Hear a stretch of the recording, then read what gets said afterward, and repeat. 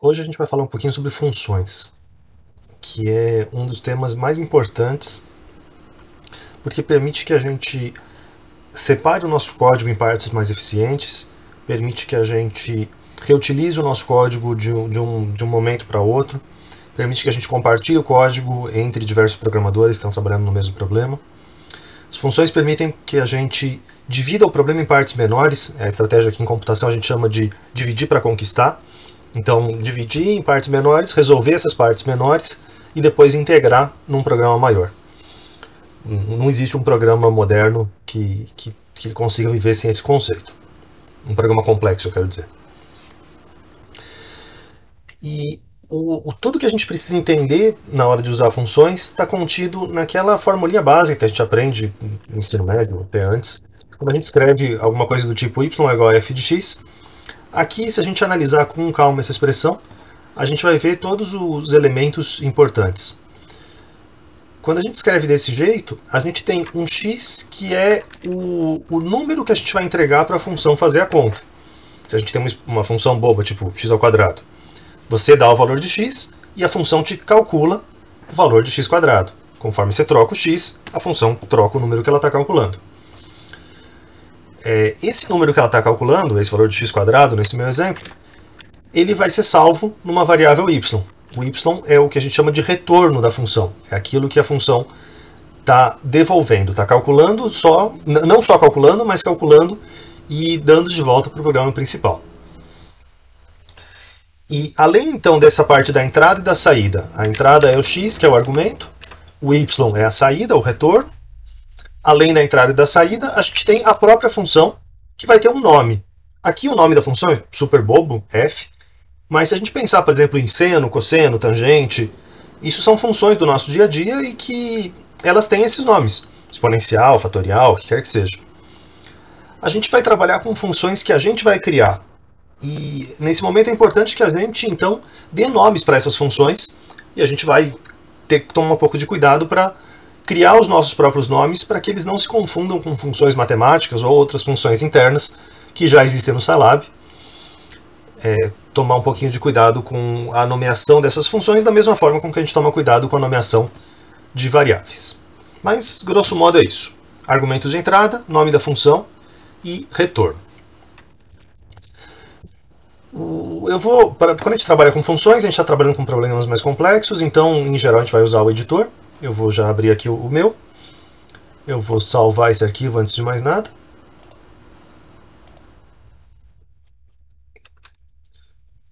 Exemplo, função. E para quem já trabalhou com linguagem C, por exemplo, a linguagem C tem aquele comando return, aquele comando em que você retorna diretamente uma variável e que vem lá no final da função. No Scilab a gente não tem exatamente a mesma coisa. A cara geral de uma função do Scilab, ela sempre começa com a palavra-chave function. Aí a gente vai colocar entre colchetes o nosso argumento de saída. Eu vou colocar y para refazer aquele exemplo que eu acabei de dizer. Igual ao nome da função. Então eu vou colocar o nome f, esse nome bastante bobo. E aí, entre parênteses, o nome do argumento de entrada, que eu vou colocar x. Então, x é o argumento de entrada e y é eu vou colocar entre aspas, retorno, porque não é exatamente, a gente não usa essa palavra-chave return, mas é o mesmo conceito. Internamente na função, a gente pode fazer a conta que a gente quiser. A gente poderia, por exemplo, definir uma variável, qualquer coisa aqui, o A que eu coloquei não vai fazer diferença, mas só para mostrar para vocês que a gente pode criar variáveis. A gente tem que atribuir um valor à variável y, porque afinal de contas ela que vai ser retornada. E aí eu posso fazer alguma coisa como a vezes x ao quadrado. E eu termino a minha função colocando a palavra-chave end function. Aqui tem alguma mudança nas versões mais recentes do Scilab, eu acho que eles estão preferindo só usar end e não mais end function. Nas mais antigas, o recomendado era usar o end function, mas podemos seguir por enquanto usando o end function. Eu gosto porque ele fica com a mesma cor, ele fica claramente mostrando que é um começo e final de da função. E, inclusive na versão que eu estou usando, nem seria possível não fazer essa main function.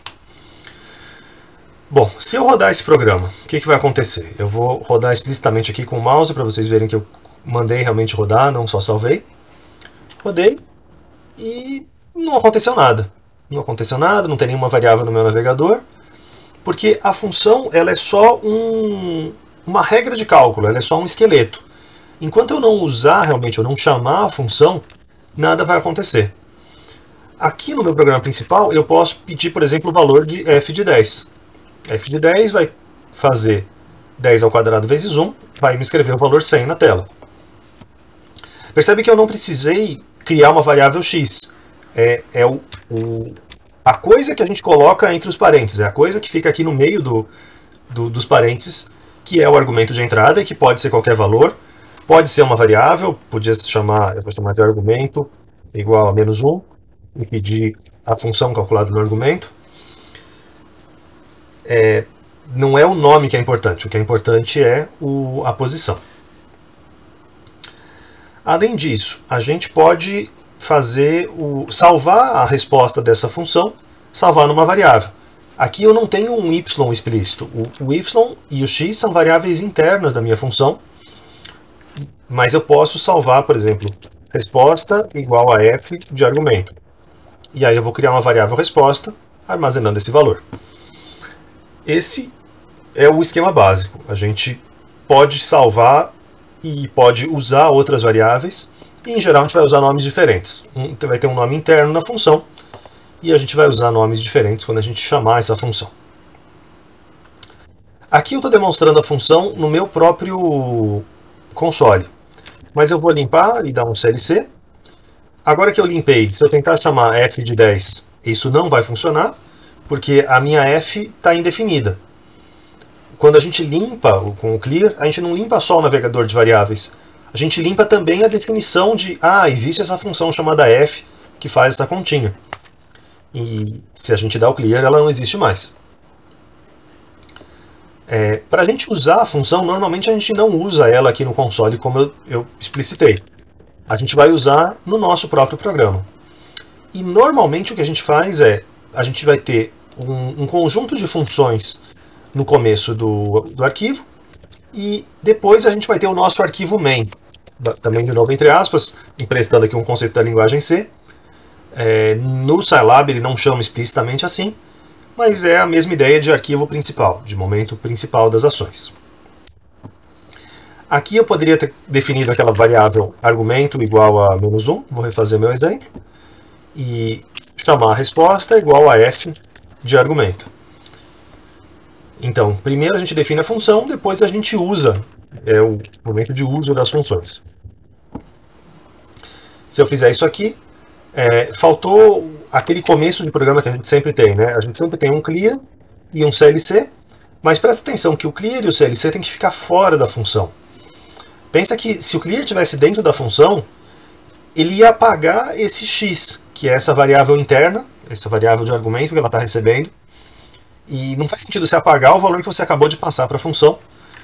Então o clear e o CLC eles vêm no começo de tudo, mas fora de qualquer função, para a gente começar do zero, mas as funções trabalham com a informação que elas recebem. Além disso, eu vou colocar aquele mode 0, para poder deixar essa última linha aqui sem o ponto e vírgula, e permitir que a gente enxergue esse resultado. Se eu rodar o programa desse jeito, a gente vai ter a função sendo calculada corretamente. Muito bem. A gente tem uma diferença fundamental do caso de funções no Scilab, comparando, por exemplo, com a linguagem C. Na linguagem C a gente só tem um retorno, a gente sempre retorna uma variável de cada vez. Quando a gente está trabalhando no Scilab, a gente pode fazer funções com mais de um retorno, e a gente poderia ter colocado, a gente faz essa colocação de funções de mais de um retorno, colocando vírgula, um outro nome de variável. Então eu poderia calcular duas funções ao mesmo tempo. Eu podia calcular y igual a x ao quadrado, mas eu poderia calcular ao mesmo tempo também o valor de x ao cubo. E a diferença é que quando a gente tem dois retornos na função, a gente também tem que fazer a chamada com dois retornos. Então eu vou ter a resposta, uma resposta de quadrado e a resposta cubo. Esse jeito de ter a chamada com dois argumentos, se vocês lembrarem, é a mesma coisa que a gente tinha feito quando a gente usou a função size, que a gente tinha feito alguma coisa desse estilo. Tamanho da matriz, ele é salvo nos valores de linha e coluna, porque essa função size retorna duas coisas, retorna um vetor. Aqui é a mesma coisa, retorna duas coisas. O único detalhe que a gente tem que prestar atenção é que os retornos são sempre entre colchetes, o reto, e o argumento de entrada é sempre um argumento entre parênteses. Aqui eu estou demonstrando com um argumento de entrada só, mas a gente pode fazer com mais de um argumento. O próximo exemplo vai ser desse jeito. Mais de um argumento de entrada não é tão estranho assim para quem já programou em linguagem C, já é o que vocês já viram nesse tipo de programação. É só a diferença maior com os dois argumentos de saída. E se eu rodar desse jeito, eu vou ter a minha resposta ao quadrado e a resposta ao cubo. Então, 1 e menos 1, como deveria ser, nessas duas variáveis. Se eu me confundir, então eu vou comentar essa linha aqui, e eu vou chamar como a gente chamava antes. Então, f de arg é uma função que retorna duas coisas, mas eu estou chamando ela com um argumento de saída só. Se eu rodar o programa desse jeito, o que vai acontecer é que eu só consigo pegar o primeiro valor. O meu arg só está salvando o... Na verdade, ele só pega o segundo. Não, desculpa, só pega o primeiro, como eu falei. A resposta é 1, que é a resposta do quadrado, ele só pega o primeiro mesmo. Ele não consegue pegar as duas informações. De vez em quando é o que você quer mesmo. Às vezes você não está interessado em todos os argumentos possíveis, os argumentos de saída, os retornos, e aí você chama desse jeito mesmo. Isso acontece em algumas funções do próprio Scilab, que você pode chamar elas com um argumento de saída, dois argumentos de saída, três argumentos de saída, conforme a necessidade da informação que você quer pegar. Então isso aqui não é um erro de sintaxe, é uma escolha que você tem que estar consciente do que está fazendo. Normalmente nas funções que você constrói, você vai estar interessado em pegar tudo que você está mandando de volta. Mas existem exceções para isso e não é nenhum absurdo. A gente pode complicar um pouquinho mais o nosso exercício. A gente pode ter mais de uma função no mesmo arquivo. Então eu vou criar uma função s igual a soma de x e y. Uma função que calcula a soma de x e y.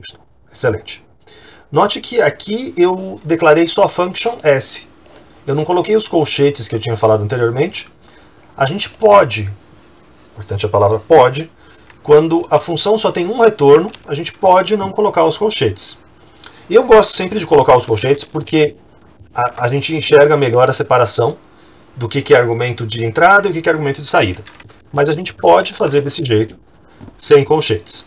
O que a gente não pode é abrir mão desses parênteses. Aqui não tem jeito, é a regra. E aqui então eu vou calcular o meu s vale x mais y. E eu vou terminar a minha função. E eu posso ter uma outra função que vai retornar um valor que vai estar armazenado na variável p, que ela faz o produto entre x e y. Então p vale x vezes y. Aqui eu estou demonstrando funções com dois argumentos de entrada, um argumento de saída. A gente pode ter qualquer combinação aqui, como a gente quiser. E aqui embaixo a gente poderia definir um valor de x igual a 4, y igual a 2, e usar, por exemplo, z igual a soma de x e y. Ou seja, a gente pode usar também os mesmos nomes de variável que foram chamados nesse contexto, a gente pode usar para calcular, pode usar eles como argumentos da função. Então, se eu rodar desse jeito, esse aqui é o funções, duas funções. Se eu chamar desse jeito, a minha variável z está valendo 6, porque é a soma. Se eu trocasse aqui para produto, a minha variável z agora vale 8. Então, funciona desse jeito. Mas, de novo, o importante é a posição, não é o nome das variáveis. Se eu trocasse aqui por x,1, ele vai me fazer o produto entre a variável x, porque é a primeira casinha, e o número 1. Então a minha variável z agora vai mudar para 4, porque é primeira casinha vezes segunda casinha, ou primeira casinha mais segunda casinha, é a posição fundamental. A gente também pode ter funções chamando funções. Então eu podia fazer o produto entre x e a soma de y com y. Quanto que é a soma de y com y? 2 mais 2 vai ser 4. E aí eu vou fazer o produto do 4 que está aqui com esse 4 da soma. Então isso aqui vai dar 16. Sem problemas, tá? Então, funções, o que importa é a casinha. Nas funções, o que interessa é... As funções podem ser encadeadas. Pode ter uma função chamando outra função sem nenhum outro problema. A estrutura geral que a gente vai ter nesse tipo de caso é algo que está ilustrado aqui nesse slide. A gente vai ter um momento de definição das funções e depois o momento de uso das funções. Esse momento de uso é o que seria essa função main que eu estou chamando. Mas é um pouco abstrato, tá? A gente não tem explicitamente um int main, um return 0 para definir a main. A gente vai trabalhar abstratamente com essa ideia de, no preâmbulo aqui, no começo do nosso arquivo, a gente vai ter definições de funções, sem o protótipo, também um pouquinho diferente da linguagem C, que você tem um primeiro protótipo das funções. Também diferente da linguagem C, porque a gente não tem o tipo das variáveis. A gente não está falando que essa S é uma variável inteira, ou double, ou o que quer que seja. A minha função vai continuar funcionando normalmente. Se eu colocar 4,5 no lugar de 4, a gente continua fazendo as contas como deveria ser. E é independente da definição dos tipos das variáveis, bastante diferente nisso, em relação à linguagem C. Esse, então, é a explicação teórica do conceito de funções. A gente vai fazer um exercício agora para deixar isso um pouco mais palpável.